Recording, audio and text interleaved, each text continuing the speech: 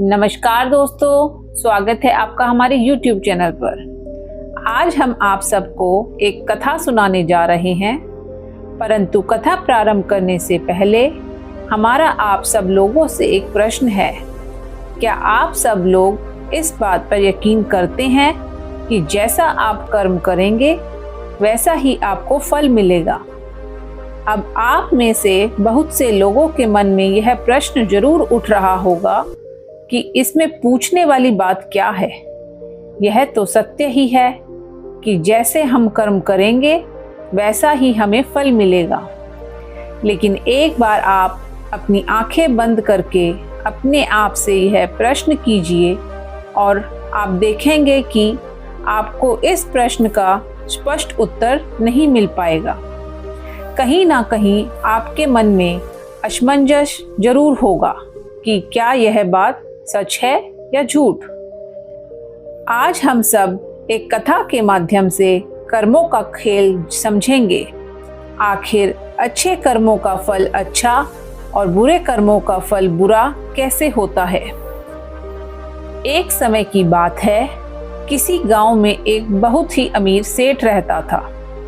एक दिन उसे अपने बचपन के मित्र से मिलने की उत्सुकता हुई और वह अपने मित्र से मिलने के लिए घर से निकल पड़ा। काफी लंबा सफर तय करने के बाद वह अपने बचपन के मित्र के घर पहुंच गया, जो बचपन से ही गूंगा और एक पैर से अपाहिज था। सेठ के गांव से उसके दोस्त का घर काफी दूर था। वहां जाने के लिए बीच बीच में कई सारे छोटे छोटे गांव पड़ते थे। सेठ रास्ते में अपनी धुन में चला जा रहा था। चलते चलते उसकी मुलाकात रास्ते में एक आदमी से हुई, जो किसी का इंतजार कर रहा था। वह आदमी भी सेठ के साथ चलने लगा। उस आदमी को देखकर सेठ मन ही मन बहुत प्रसन्न हो गया। सेठ ने सोचा कि चलो अच्छा हुआ, साथ साथ चलने से उसका सफर आसानी से कट जाएगा। बात की शुरुआत करने के लिए सेठ ने उस आदमी से उसका नाम पूछा तो उसने अपना नाम धर्मराज बताया। सेठ को यह नाम सुनने में कुछ अजीब सा लगा, लेकिन उसने नाम के विषय में कुछ और पूछना उचित नहीं समझा। दोनों धीरे धीरे आपस में बातें करते हुए साथ में चल रहे थे। तभी रास्ते में एक गांव आया। गांव का मुख्य द्वार आते ही धर्मराज ने सेठ से कहा, आप आगे चलिए, मुझे इस गांव में कुछ काम है, मैं आपसे आगे मिलता हूँ। सेठ ने कहा, ठीक है, और अपने आगे के सफर पर चल दिया। कुछ समय बाद उस गांव में खबर फैली कि एक व्यक्ति को सांड ने अपने सींगों में फंसाकर मार दिया है। जैसे ही सांड ने उस व्यक्ति को मारा, ठीक कुछ ही देर बाद धर्मराज सेठ के पास आ गया और फिर से दोनों साथ चलना शुरू कर देते हैं। चलते चलते वे दूसरे गांव के मुख्य द्वार पर पहुंच जाते हैं। उस गांव के बाहर एक बहुत विशाल और प्राचीन मंदिर बना हुआ था। वहां पर विश्राम करने की सुविधा काफी बढ़िया लग रही थी। सेठ के दोस्त का घर अभी वहां से बहुत दूर था और रात भी होने वाली थी। तो सेठ ने धर्मराज से बोला, रात होने वाली है, सारा दिन चलते चलते हम दोनों थक भी चुके हैं और भूख भी लग रही है, तो यहाँ पर भोजन करके यहीं पर हम विश्राम कर लेते हैं, फिर सुबह के समय आराम से आगे का सफर जारी करेंगे। धर्मराज ने कहा, ठीक है। कुछ देर बाद धर्मराज सेठ से बोला, मुझे इस गांव में किसी को कुछ जरूरी सामान देने जाना है, तुम भोजन करके आराम करो, मैं बाद में आकर भोजन कर लूंगा। इतना कहकर धर्मराज वहां से चल दिया। लेकिन धर्मराज के जाने के कुछ समय बाद ही उस गांव से धुआं उठता हुआ दिखाई देता है और देखते ही देखते पूरे गांव में आग लग जाती है। सेठ ने हैरानी से सोचा कि धर्मराज जहां भी जाता है वहां कोई ना कोई अनहोनी जरूर हो जाती है। कुछ तो गड़बड़ है इस व्यक्ति में। लेकिन सेठ ने रात में धर्मराज से कुछ भी पूछना उचित नहीं समझा और वे दोनों सो गए। सुबह होते ही दोनों फिर से अपनी यात्रा शुरू कर देते हैं। कुछ दूरी तय करने के बाद रास्ते में फिर से एक गांव आता है। धर्मराज ने फिर से सेठ से कहा, आप आगे चलिए, मुझे इस गांव में अपने मित्र से मिलने जाना है। मैं अपने दोस्त से मिलने के बाद आगे रास्ते में मिलूंगा। यह कहकर धर्मराज वहां से चला गया, लेकिन सेठ इस बार आगे नहीं गया। वहीं खड़ा होकर देखता रहा कि वह कहाँ जा रहा है और क्या कर रहा है। तभी थोड़ी देर बाद गांव से लोगों की आवाज सुनाई देने लगी कि एक व्यक्ति को सांप ने काट लिया है और उसकी मृत्यु हो गई है। थोड़ी देर बाद धर्मराज फिर से सेठ के पास पहुंच गया, लेकिन इस बार सेठ के सब्र का बांध टूट गया और आखिरकार उसने धर्मराज से पूछ ही लिया, तुम जिस भी गांव में जाते हो वहां कोई ना कोई अनहोनी जरूर क्यों हो जाती है? क्या तुम मुझे बता सकते हो यह ऐसा क्यों हो रहा है? धर्मराज ने कहा, सेठ जी, आप तो मुझे बहुत समझदार व्यक्ति मालूम पड़े थे, इसलिए मैं आपके साथ चलने लगा था, क्योंकि समझदार व्यक्ति का साथ बहुत अच्छा होता है। परंतु आप अभी तक समझ नहीं पाए कि मैं कौन हूँ। सेठ ने कहा, मैं समझ गया हूँ, लेकिन मुझे कुछ संदेह है। अगर आप ही अपना परिचय दे दें तो मेरे लिए आसानी होगी। तब धर्मराज ने जवाब दिया, मैं यमदूत हूँ और यमराज के आदेशानुसार उन लोगों के प्राण हरण करता हूँ जिनकी उम्र पूरी हो चुकी है। हालांकि सेठ को पहले से ही इस बात की आशंका थी, फिर भी धर्मराज के मुंह से यह बातें सुनकर वह घबरा गया। लेकिन वह हिम्मत करके पूछता है, अगर आप सच में यमदूत हो तो मुझे बताओ, अगली मृत्यु किसकी है? धर्मराज ने जवाब दिया, अगली मृत्यु तुम्हारे उसी मित्र की है जिससे तुम मिलने जा रहे हो, और उसकी मृत्यु का कारण भी तुम ही बनोगे। यह बात सुनकर सेठ घबरा गया और सोच में पड़ गया कि अगर सच में यह धर्मराज यमदूत हुआ तो उसकी बात भी सच होगी और उसके कारण मेरे बचपन के सबसे अच्छे मित्र की मृत्यु हो जाएगी। तो सबसे अच्छा तो यही होगा कि मैं अपने मित्र से मिलने ही ना जाऊं। कम से कम मैं उसकी मृत्यु का कारण तो नहीं बनूंगा। धर्मराज ने मुस्कुराते हुए कहा, तुम जो सोच रहे हो वह सब मुझे पता है, मगर तुम्हारे अपने मित्र से मिलने ना जाने से नियति नहीं बदल जाएगी। तुम्हारे मित्र की मृत्यु तो निश्चित है और वह अगले कुछ ही पलों में घटित होने वाली है। यमदूत के मुंह से ऐसी बातें सुनकर सेठ को बहुत जोर का झटका लगा, क्योंकि यमदूत ने सेठ के मन की बातें पढ़ ली थी, जो कि एक सामान्य व्यक्ति के लिए संभव नहीं है। अब तो सेठ को विश्वास हो गया कि यह धर्मराज सचमुच में यमदूत ही है। जब सेठ को यह पूर्ण विश्वास हो गया कि धर्मराज यमदूत है तो वह घबरा गया और सेठ ने अपने मित्र से मिलने का विचार त्याग दिया और अपने घर की तरफ वापस मुड़ गया। लेकिन जैसे ही सेठ वापस जाने के लिए मुड़ा, उसने देखा कि उसका मित्र तेजी से उसकी तरफ चला आ रहा है, जो कि सेठ को देखकर अत्यंत प्रसन्न दिखाई पड़ रहा था। अपने मित्र के आने की गति को देखकर सेठ को ऐसा लगा कि जैसे उसका मित्र काफी देर से उसका ही पीछा कर रहा है, लेकिन वह बचपन से ही गूंगा था और एक पैर से लंगड़ा भी था, इसलिए ना तो वह सेठ को आवाज दे पाया था और ना ही उस तक पहुंच पा रहा था। लेकिन जैसे ही वह सेठ के पास पहुंचा, अचानक ही जमीन पर गिर गया और तुरंत ही उसकी मृत्यु हो गई। सेठ हक्का बक्का होकर धर्मराज की ओर देखने लगा, जैसे कि वह पूछना चाह रहा हो कि आखिर ऐसा क्यों हुआ। धर्मराज सेठ के मन में उठ रहे प्रश्नों को समझ गए और बोले, तुम्हारे मित्र ने तुम्हें पिछले गांव में ही देख लिया था और वे वहीं से ही तुम्हारा पीछा कर रहा था, लेकिन गूंगा और लंगड़ा होने की वजह से वह तुम तक नहीं पहुंच पाया।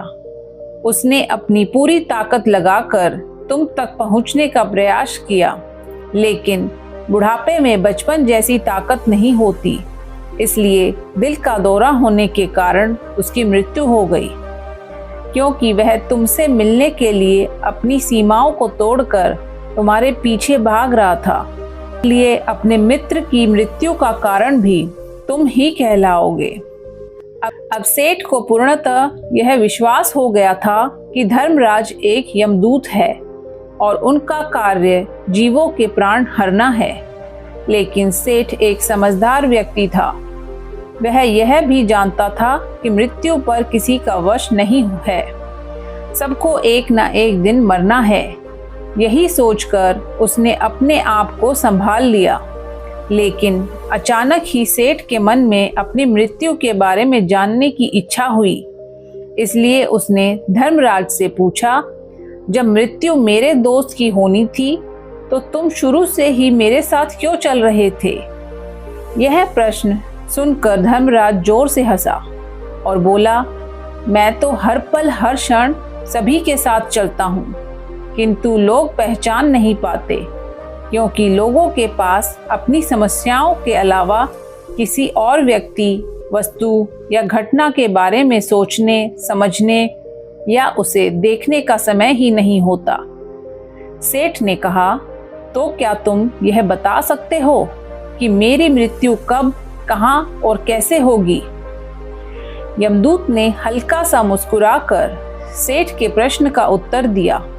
कहा, हालांकि किसी भी सामान्य जीव के लिए अपनी मृत्यु के बारे में जानना ठीक नहीं है, क्योंकि कोई भी जीव हो अपनी मृत्यु के बारे में जानकर बहुत दुखी हो जाता है। हालांकि तुम मुझे समझदार व्यक्ति मालूम पड़ते हो और तुमने जिस तरीके से अपने मित्र की मृत्यु को सहन कर लिया है, उसे देखकर लगता है कि तुम अपनी मृत्यु के बारे में जानकर भी दुखी नहीं होगे। यमदूत ने कहा, तो सुनो, तुम्हारी मृत्यु आज से ठीक 7 महीने बाद आज ही के दिन किसी दूसरे राज्य में फांसी लगने से होगी। और सबसे हैरानी की बात तो यह होगी कि तुम स्वयं ही खुशी से उस फांसी को स्वीकार कर लोगे। यह कहकर धर्मराज वहां से यमलोक चले गए, क्योंकि अब यमदूत के पास सेठ के साथ रहने का कोई कारण नहीं था। इसके बाद सेठ ने अपने मित्र के शरीर का अंतिम संस्कार किया और यथाशक्ति उसके क्रियाकर्म करके अपने गांव वापस आ गया। लेकिन कोई व्यक्ति कितना भी समझदार क्यों न हो, अपनी मृत्यु के बारे में जानकर दुखी तो होता ही है और मृत्यु से बचने का कोई ना कोई उपाय भी खोजता है। सेठ ने भी वही किया। क्योंकि सेठ बहुत अमीर था, इसलिए उसकी पहचान उस राज्य के राजा तक थी। सेठ ने सोचा कि राजा के पास तो कई सारे ज्ञानी मंत्री हैं, वह मेरी मृत्यु से संबंधित समस्या का कोई न कोई समाधान निकाल ही लेंगे। सेठ यही सब सोचता हुआ राज दरबार में पहुंच गया और राजा से सारी घटना के बारे में बताता है। राजा ने अपने मंत्रियों को सारी समस्या बताई और उनसे सलाह मांगी। अंत में सभी ने विचार विमर्श करके कहा, अगर सेठ की बात सही है तो उसकी मृत्यु भी 7 महीने बाद ही होगी, लेकिन मृत्यु तो तब होगी जब वह किसी दूसरे राज्य में जाएगा। यदि वह किसी दूसरे राज्य में जाए ही ना तो मृत्यु ही नहीं होगी। मंत्रियों की यह सलाह राजा को भी सही लगी। इसके बाद सेठ के रहने की सारी व्यवस्था महल में ही कर दी गई और राजा के आदेश के बिना उस सेठ से किसी को भी नहीं मिलने दिया जाता था। लेकिन सेठ राजा के आदेश के बिना कहीं भी आ जा सकता था, ताकि सेठ को यह न लगे कि राजा ने उसे कैद करके रखा है। परंतु सेठ डर के मारे स्वयं ही कहीं आता जाता ही नहीं था। धीरे धीरे महीने गुजरते गए और सेठ की मृत्यु का समय नजदीक आने लगा। अंततः वह दिन आ गया जिस दिन सेठ की मृत्यु होनी थी। जिस दिन सेठ की मृत्यु होनी थी उसकी एक रात पहले सेठ डर के मारे जल्दी ही सो गया, ताकि जल्दी से वह रात बीत जाए और अगला दिन आ जाए, ताकि उसकी मृत्यु टल सके। यही सोचकर वह जल्दी सो गया। लेकिन सेठ को नींद में चलने की बीमारी थी और अपनी इस बीमारी के बारे में वह स्वयं भी नहीं जानता था। तो फिर राजा, मंत्री या किसी और को इसके बारे में बताने का कोई प्रश्न ही नहीं उठता। सेठ अपनी मृत्यु को लेकर बहुत चिंतित था। वह पिछले कई दिनों से ठीक से सो भी नहीं पा रहा था, और नींद में चलने की बीमारी भी तभी होती है जब व्यक्ति ठीक से सो नहीं पा रहा हो। उस रात भी सेठ को नींद में चलने का दौरा पड़ा। वह उठा और महल से निकलकर अस्तबल में गया, क्योंकि सेठ राजा का खास मेहमान था। इसलिए किसी भी पहरेदार ने उसे नहीं रोका और न ही किसी तरह की कोई पूछताछ की। अस्तबल में पहुंचकर वह सबसे तेज चलने वाले घोड़े की पीठ पर सवार होकर नींद में ही अपने राज्य की सीमा से बाहर दूसरे पड़ोसी राज्य में चला गया। इतना ही नहीं, वह दूसरे राज्य के राजा के महल में पहुंच गया। उस महल के पहरेदार ने भी उसे नहीं रोका और न ही कोई पूछताछ की। सभी लोग रात्रि का अंतिम पहर होने के कारण गहरी नींद में थे। वह सेठ सीधे राजा के सैन्य कक्ष में पहुंचा, जहां राजा और रानी सो रहे थे। वह वहीं जाकर सो गया। सुबह हुई तो राजा ने सेठ को रानी के बगल में सोया हुआ देखा तो राजा बहुत क्रोधित हो गया। राजा ने सेठ को कैद करने का आदेश दे दिया। सेठ गिरफ्तार हो गया, लेकिन सेठ तो बहुत हक्का बक्का था। उसे कुछ समझ नहीं आ रहा था कि आखिर वह दूसरे राज्य में और राजा के सैन्य कक्ष में कैसे पहुंचा। लेकिन वहां उसकी यह सब सुनने वाला कोई नहीं था। अगली सुबह राजा ने सेठ को दरबार में पेश करने का आदेश दिया। कुछ देर बाद सेठ को दरबार में लाया गया। सेठ को आंखों के सामने देखते ही राजा गुस्से से लाल हो गया और उसे फांसी पर चढ़ा देने का हुक्म सुना दिया। फांसी की सजा सुनकर सेठ कांप गया, लेकिन फिर भी थोड़ी सी हिम्मत जुटाकर राजा से बोला, महाराज, मैं नहीं जानता कि मैं राजमहल तक कैसे पहुंचा। मैं भी नहीं जानता हूं कि आपके सैन्य कक्ष तक मैं कैसे आया और आपके महल के किसी पहरेदार या सैनिक ने मुझे रोका क्यों नहीं। लेकिन मैं इतना जरूर जानता हूं कि आज मेरी मृत्यु होनी थी और वह होने भी जा रही है। राजा को यह बात थोड़ी अजीब लगी। उसने पूछा, तुम्हें कैसे पता कि आज तुम्हारी मृत्यु होनी है? राजा के इस प्रश्न के जवाब में सेठ ने पिछले 7 महीने का सारा वृतांत राजा को सुना दिया और बोले, महाराज, मेरा क्या, किसी भी सामान्य व्यक्ति में इतना साहस नहीं है कि वह राजा के सैन्य कक्ष में राजा की उपस्थिति में रानी के साथ सो जाए। राजा को सेठ की बात में थोड़ा तर्क दिखाई पड़ा, परंतु उसने सोचा कि यह मृत्यु से बचने के लिए धर्मराज और उसके द्वारा अपनी मृत्यु की भविष्यवाणी की कहानी बना रहा है। इसलिए राजा ने सेठ से कहा, यदि तुम्हारी बात सत्य है और आज यह तुम्हारी मृत्यु का दिन है, जैसा कि यमदूत ने तुमसे कहा था, तो आज तुम्हारी मृत्यु का कारण मैं नहीं बनूंगा। लेकिन यदि तुम्हारी बात झूठी निकली तो निश्चित ही आज तुम्हारी मृत्यु का दिन होगा। क्योंकि जिस राज्य से सेठ आया था, उस राज्य का राजा इस राजा का मित्र था। इसलिए इस राजा ने तुरंत अपने 2 सैनिकों को पड़ोसी राजा के पास भेजकर सेठ की बात की सत्यता का प्रमाण मांगने के लिए भेज दिया। सैनिक शाम तक पड़ोसी राज्य से लौटे और उन्होंने राजा को बताया कि महाराज, सेठ जो कुछ भी कह रहा है वह सब सत्य है। पड़ोसी राज्य के राजा ने पिछले 7 महीने से सेठ के रहने की सारी व्यवस्था अपने ही महल में रखी थी। सेठ राजा का खास मेहमान था। कल शाम राजा आखिरी बार सेठ से उसके कक्ष में मिले थे और उसके बाद यह इस राज्य में कैसे पहुंच गया, इसकी जानकारी किसी को भी नहीं है।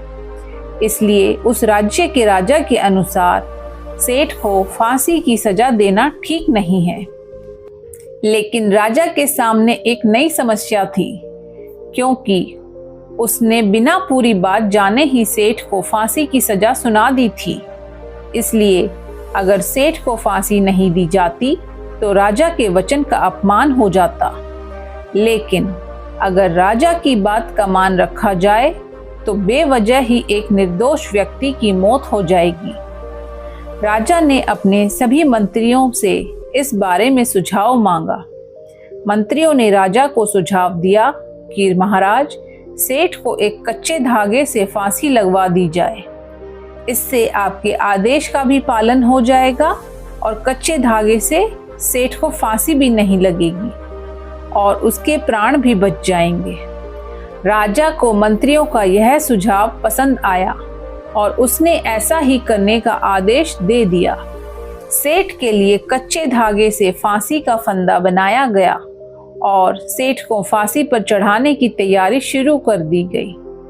सभी लोग बहुत खुश थे कि ना तो सेठ की मृत्यु होगी और ना ही राजा का वचन खाली जाएगा। सेठ को भी पूर्ण विश्वास था कि इस धागे से तो उसकी मृत्यु हो ही नहीं सकती। सेठ फांसी पर चढ़ने के लिए तैयार हो गया। जैसा कि धर्मराज ने भविष्यवाणी की थी, तुम खुद ही अपनी फांसी को स्वीकार करोगे। लेकिन जैसे ही सेठ को फांसी दी गई, धागा तो टूट गया, लेकिन टूटने से पहले उसने अपना काम कर दिया था। सेठ के गले की एक नस धागे के झटके से कट चुकी थी और सेठ जमीन पर पड़ा तड़प रहा था। उस पल उसके गले से खून की फुहार निकल रही थी और देखते ही देखते सेठ का शरीर पूरी तरह शांत हो गया। सभी लोग आश्चर्यचकित थे कि कच्चे धागे से भी किसी इंसान की मृत्यु हो सकती है। लेकिन घटना तो घट चुकी थी। नियति ने अपना काम कर दिया था और धर्मराज ने जो भविष्यवाणी सेठ के लिए की थी वह सच हो चुकी थी। दोस्तों, श्रीमद् भगवद गीता में भगवान श्री कृष्ण ने कहा है, कर्मण्येवाधिकारस्ते मां फलेषु कदाचन मां कर्म फल हेतु भूर्मो ते संगो अस्तव कर्मणि। इस श्लोक का अर्थ है कि कर्म पर ही तुम्हारा अधिकार है, लेकिन कर्म के फलों में कभी नहीं। इसलिए कर्म को फल के लिए मत करो और न ही काम करने में तुम्हारी आसक्ति हो। जो होना होता है वह होकर ही रहता है, क्योंकि नियति की पूरी प्रणाली पहले से ही तय होती है, जिसे हम थोड़ा सा भी इधर उधर नहीं कर सकते हैं। शायद इसलिए ईश्वर ने हमें भविष्य जानने की क्षमता नहीं दी है, ताकि हम अपने जीवन को ज्यादा बेहतर तरीके से जी सकें। और यही बात उस सेठ पर भी लागू होती है। अगर सेठ ने उस दिन यमराज से अपनी मृत्यु के बारे में ना पूछा होता तो 7 महीने तक राजा के महल में कैद रहकर डर डर कर जीने की बजाय ज्यादा बेहतर जीवन जीता।